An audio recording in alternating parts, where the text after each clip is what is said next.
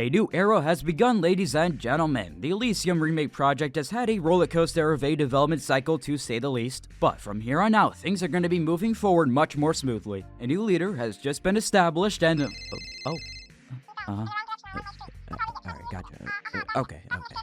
Alright. That guy's already gone, but don't worry because a new leader has been established. Okay, so in all seriousness, I have friends working on the project and so I have faith. Maybe every promise won't come to fruition, but they've already put together a banger map, so I'm not worried. Everything I see and hear about this is insanely ambitious, but even Techland knows this project is something special. If one project is actually going to make it happen, come to consoles, accomplish that dream, it is this one. I can hype up the project until the end of time and space, but I wouldn't be making this video if we didn't have any new information to discuss, and we do. All this info we're about to dive into came from a Q&A in the Renaissance Discord, so feel free to join that if you want, but keep in mind, with how often this project is changing leadership, everything is subject to change. They also revealed some interesting story details. It takes place 5 years before Aiden enters into Villador, so yes, it's a completely new main character named Eli. All we know about this guy is he somehow gets infected and that's it. Moving on, the team already confirmed they implemented that push mechanic we saw back then as well. I'm sure when the team's ready and has more to show, they'll release a full-on video focusing on those updated animations, just give them time. As for the weapons, I wouldn't expect many firearms beyond bows, but there definitely will be new types of weapons to come across too. Not only that, but new outfits that better fit that 2018 and 2019 aesthetic as well. The skills, however, are going to be similar to what we saw in retail, it's just the animations are going to be more different like what we saw in the E3 gameplay trailers back then. There's of course going to be a full-on quest line with choices and consequences, but there's also 20 to 30 different side quests planned.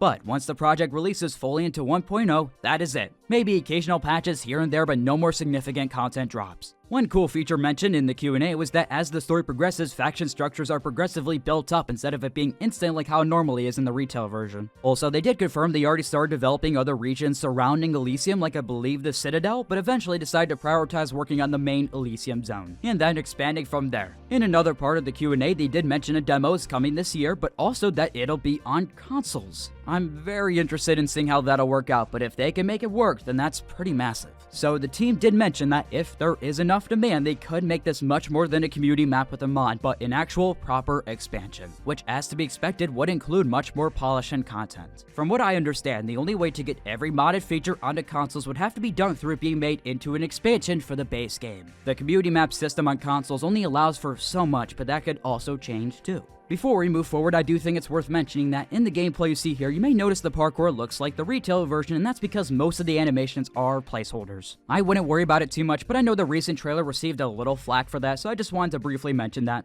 The final question I wanted to mention from the Q&A was asking if the dev team had anything they wanted to directly say to Techland. The lead environment artist Tio said they really need better support for modding and in general better tools to work with. A lot of the team has to come up with insane strategies to make things work, which ends up with a lot of wasted time and resources. They almost have to hack certain things into the project, so having more possibilities through better tools would really help the team long term. With that said, that's basically all the information that I felt like you guys would find interesting. You can go join the Renaissance Discord right now and go check out everything for yourself, and even leave a question if you want. If you're wondering about anything, don't be afraid to ask, because the developers are all fans of Dying Light just like you. We all want this to be the best it can possibly be. Anyways, 2025 is going to be a big year for Dying Light in general, and so I'm really excited to see where things go. With all that said, thanks for watching folks, and cheers!